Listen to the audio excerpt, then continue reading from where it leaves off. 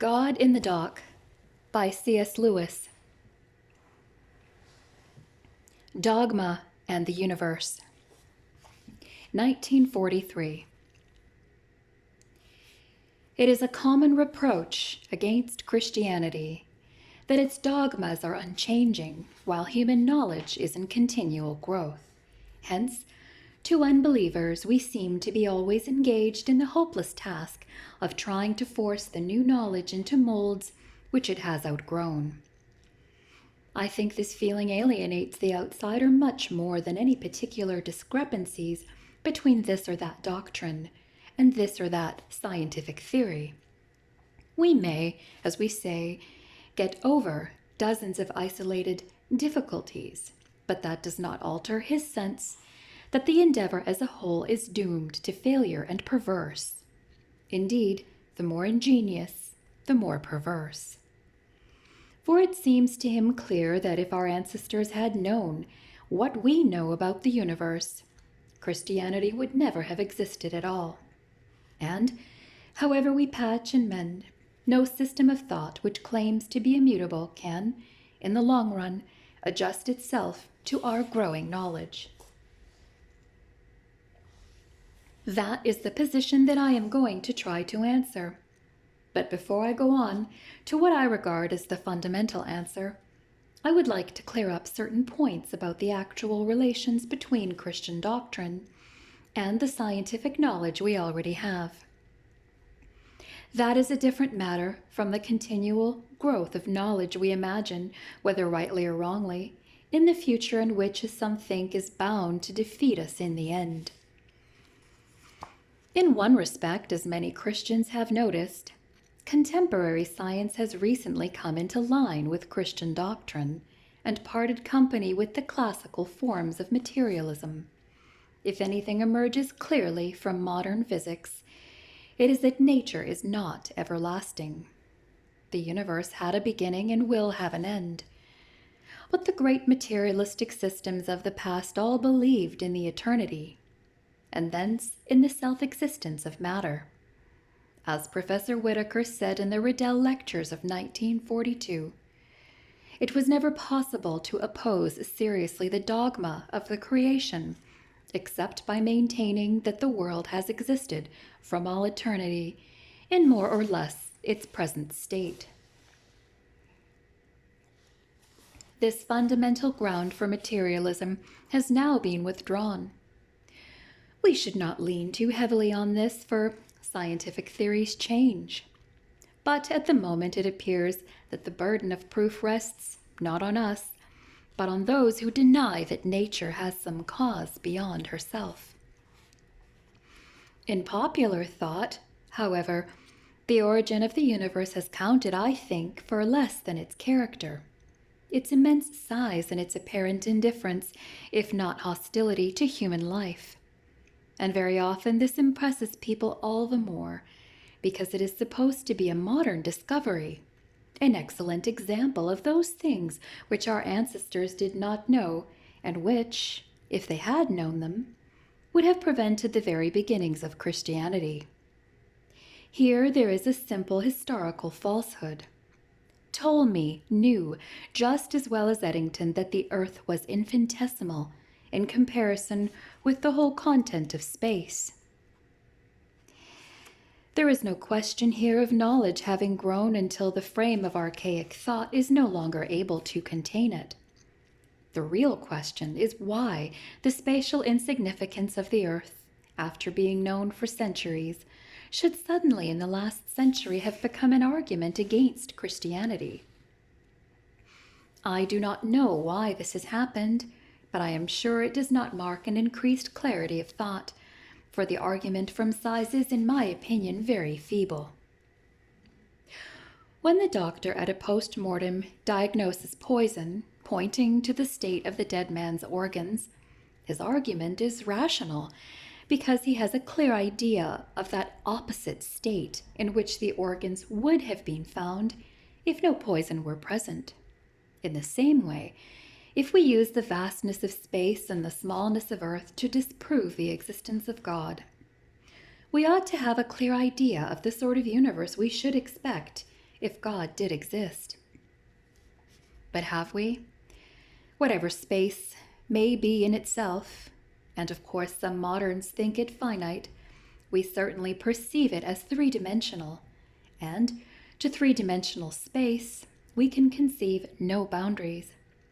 By the very forms of our perceptions, therefore, we must feel as if we lived somewhere in infinite space.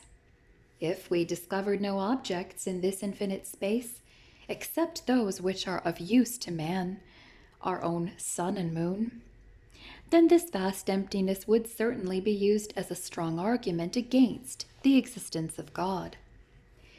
If we discover other bodies, they must be habitable or uninhabitable. And the odd thing is that both these hypotheses are used as grounds for rejecting Christianity. If the universe is teeming with life, this, we are told, reduces to absurdity the Christian claim, or what is thought to be the Christian claim, that man is unique, and the Christian doctrine that to this one planet God came down and was incarnate for us men and our salvation. If, on the other hand, the earth is really unique, then that proves that life is only an accidental byproduct in the universe, and so again disproves our religion. Really, we are hard to please. We treat God as the police treat a man when he is arrested. Whatever he does will be used in evidence against him. I do not think this is due to our wickedness. I suspect there is something in our very mode of thought which makes it inevitable that we should always be baffled by actual existence, whatever character actual existence may have. Perhaps a finite and contingent creature, a creature that might not have existed, will always find it hard to acquiesce in the brute fact that it is here and now attached to an actual order of things. However that may be, it is certain that the whole argument from size rests on the assumption that differences of size ought to coincide with differences of value. For unless they do, there is of course no reason why the minute earth and the yet smaller human creatures upon it should not be the most important things in a universe that contains the spiral nebulae. Now, is this assumption rational or emotional? I feel, as well as anyone else, the absurdity of supposing that the galaxy could be of less moment in God's eyes than such an atom as a human being. But I notice that I feel no similar absurdity in supposing that a man of 5 feet high may be more important than another man who is 5 feet 3.5, nor that a man may matter more than a tree, or a brain more than a leg. In other words, the feeling of absurdity arises only if the differences of size are very great. But where a relation is perceived by reason, it holds good universally. If size and value had any real connection, small differences in size would accompany small differences in value, as surely as large differences in size accompany large differences in value. But no sane man could suppose that this is so. I don't think the taller man slightly more valuable than the shorter one. I don't allow a slight superiority to trees over men, and then neglect it because it is too small to bother about. I perceive, as long as I am dealing with the small differences of size, that they have no connection with value whatsoever.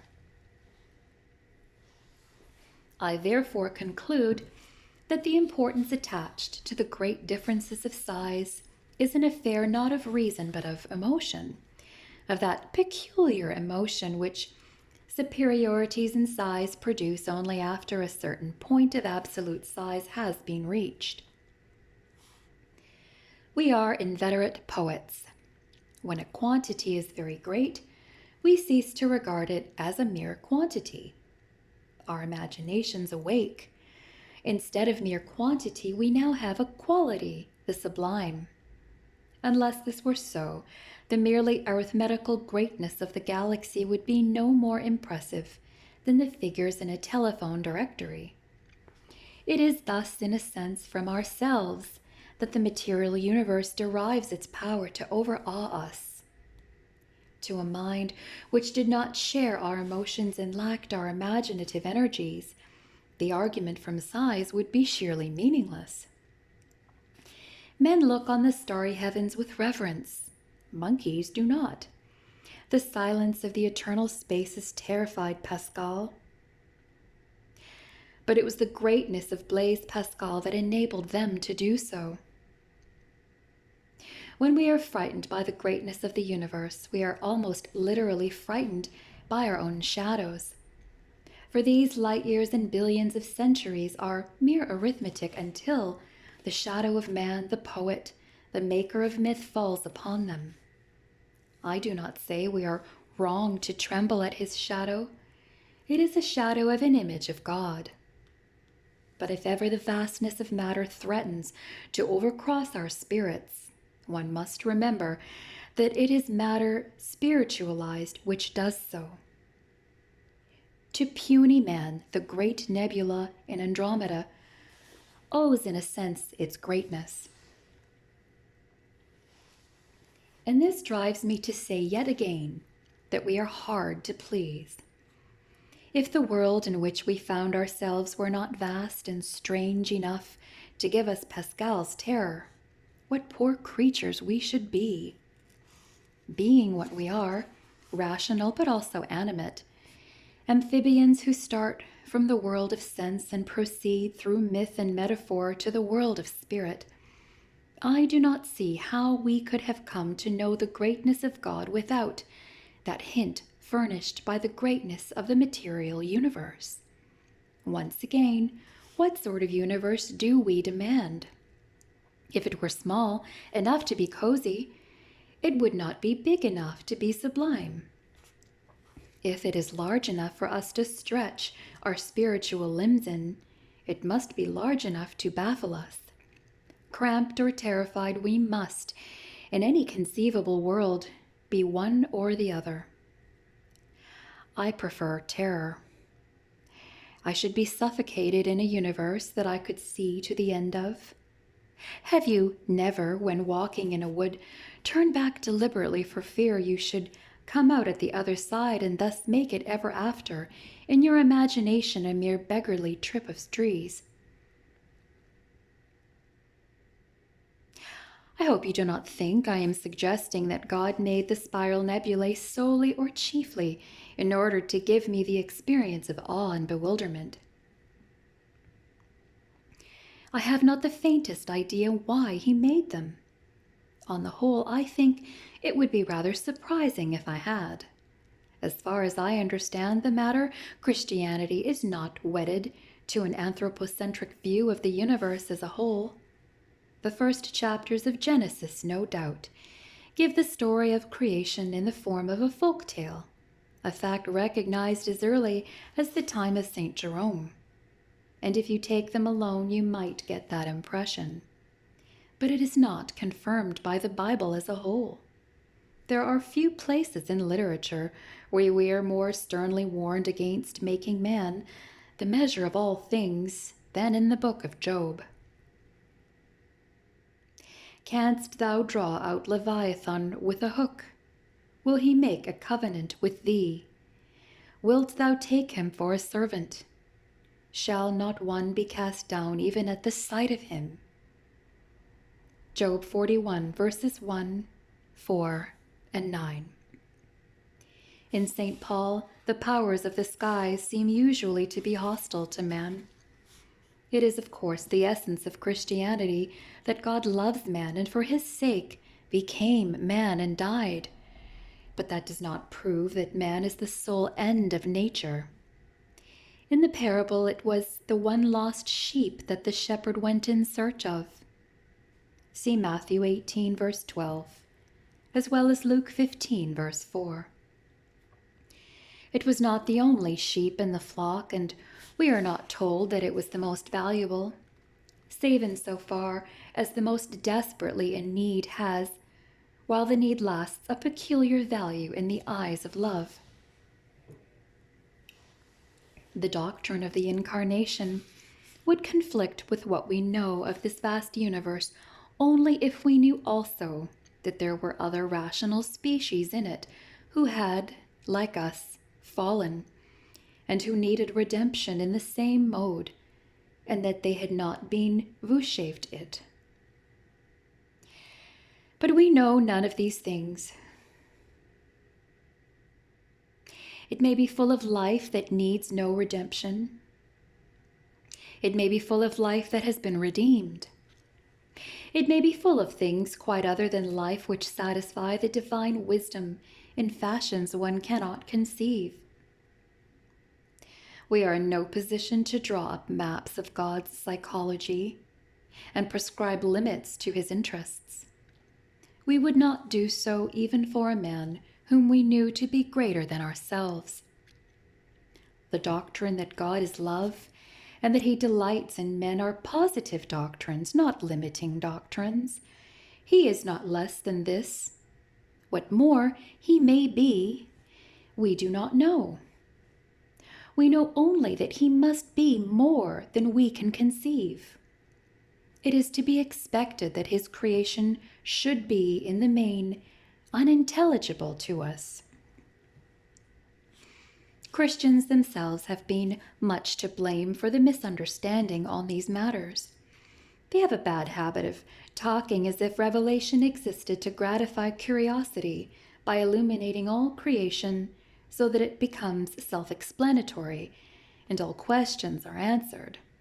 But revelation appears to me to be purely practical, to be addressed to the particular animal, fallen man, for the relief of his urgent necessities, not to the spirit of inquiry in man, for the gratification of his liberal curiosity. We know that God has visited and redeemed his people, and that tells us just as much about the general character of the creation as a dose given to one sick hen on a big farm tells us about the general character of farming in England. What we must do, which road we must take to the fountain of life, we know, and none who has seriously followed the directions complains that he has been deceived. But whether there are other creatures like ourselves and how they are dealt with, whether inanimate matter exists only to serve living creatures or for some other reason, whether the immensity of space is a means to some end, or an illusion, or simply the natural mode in which infinite energy might be expected to create, on all these points I think we are left to our own speculations. No, it is not Christianity which need fear the giant universe. It is those systems which place the whole meaning of existence in biological or social evolution on our own planet. It is the creative evolutionist, the Bergsonian or Shavian, or the communist, who should tremble when he looks up at the night sky. For he really is committed to a sinking ship. He really is attempting to ignore the discovered nature of things, as though by concentrating on the possibly upward trend in a single planet, he could make himself forget the inevitable downward trend in the universe as a whole, the trend to low temperatures and irrevocable disorganization. For entropy is the real cosmic wave, and evolution only a momentary tellurian ripple within it.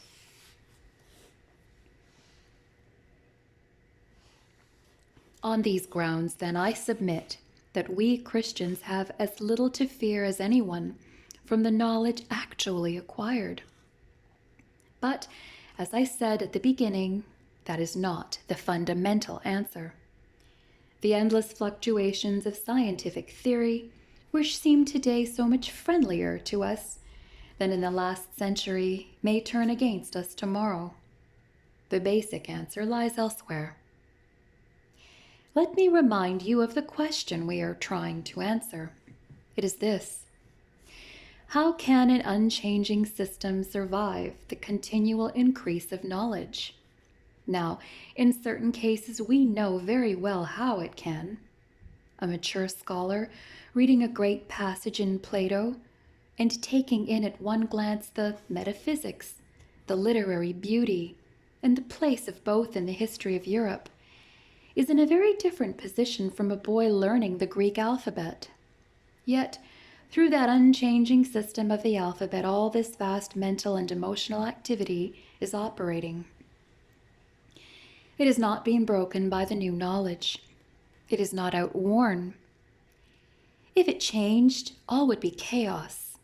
A great Christian statesman, considering the morality of a measure which will affect millions of lives, and which involves economic, geographical, and political considerations of the utmost complexity, is in a different position from a boy first learning that one must not cheat or tell lies or hurt innocent people.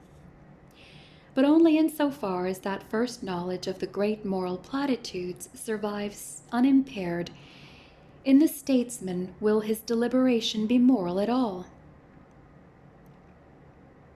If that goes, then there has been no progress, but only a mere change.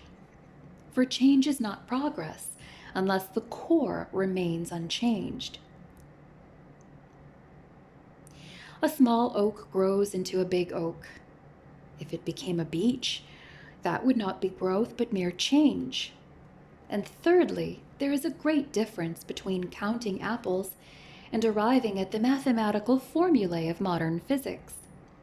But the multiplication table is used in both and does not grow out of date. In other words, wherever there is real progress in knowledge, there is some knowledge that is not superseded. Indeed, the very possibility of progress demands that there should be an unchanging element. New bottles for new wine by all means, but not new palates, throats, and stomachs, or it would not be for us wine at all. I take it we should all agree to find this sort of unchanging element in the simple rules of mathematics. I would add to these the primary principles of morality. And I would also add the fundamental doctrines of Christianity.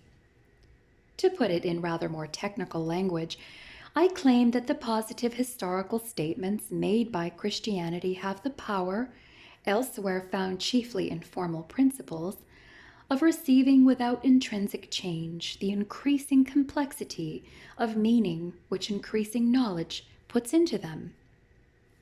For example, it may be true, though I don't for a moment suppose it is, that when the Nicene Creed said he came down from heaven, the writers had in mind a local movement from a local heaven to the surface of the earth, like a parachute descent. Others since may have dismissed the idea of a spatial heaven altogether. But neither the significance nor the credulity of what is asserted seems to be in the least affected by the change. On either view, the thing is miraculous. On either view, the mental images which attend the act of belief are inessential. When a Central African convert and a Harley Street specialist both affirm that Christ rose from the dead, there is no doubt a very great difference between their thoughts. To one, the simple picture of a dead body getting up is sufficient. The other may think of a whole series of biochemical and even physical processes beginning to work backwards.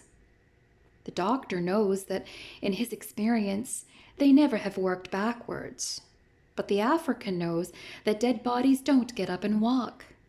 Both are faced with miracle and both know it. If both think miracle impossible, the only difference is that the doctor will expound the impossibility in much greater detail, will give an elaborate gloss on the simple statement that dead men don't walk about. If both believe, all the doctor says will merely analyze and explicate the words "he rose." When the author of Genesis says that God made man in his own image, he may have pictured a vaguely corporeal God, making man as a child makes a figure out of plasticine. A modern Christian philosopher may think of a process lasting from the first creation of matter to the final appearance on this planet of an organism fit to receive spiritual as well as biological life. But both mean essentially the same thing. Both are denying the same thing. The doctrine that matter by some blind power inherent in itself has produced spirituality. Does this mean that Christians on different levels of general education conceal radically different beliefs under an identical form of words? Certainly not, for what they agree on is the substance, and what they differ about is the shadow. When one imagines his God seated in a local heaven above a flat earth, where another sees God and creation in terms of Professor Whitehead's philosophy, this difference touches precisely what does not matter. Perhaps this seems to you an exaggeration. But is it? As regards material reality, we are now being forced to the conclusion that we know nothing about it save its mathematics.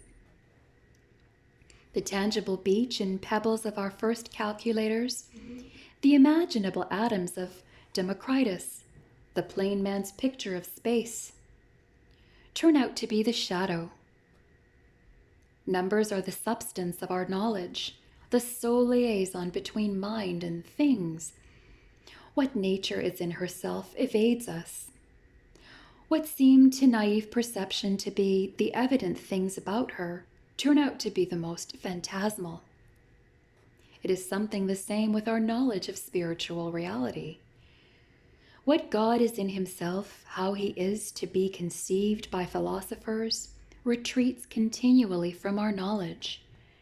The elaborate world pictures which accompany religion and which look each so solid when they last turn out to be only shadows. It is religion itself, prayer and sacrament and repentance and adoration, which is here in the long run our sole avenue to the real. Like mathematics, religion can grow from within or decay. The Jew knows more than the pagan, the Christian more than the Jew, the modern vaguely religious man less than any of the three. But, like mathematics, it remains simply itself, capable of being applied to any new theory of the material universe and outmoded by none. When any man comes into the presence of God, he will find, whether he wishes it or not, that all those things which seem to make him so different from the men of other times, or even from his earlier self, have fallen off him. He is back where he always was, where every man always is. Eadem sunt omnia semper. Everything is always the same. Do not let us deceive ourselves. No possible complexity which we can give to our picture of the universe can hide us from God. There is no copse, no forest, no jungle thick enough to provide cover.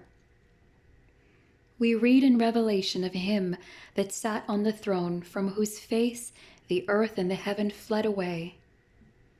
Revelation 20, verse 11. It may happen to any of us at any moment.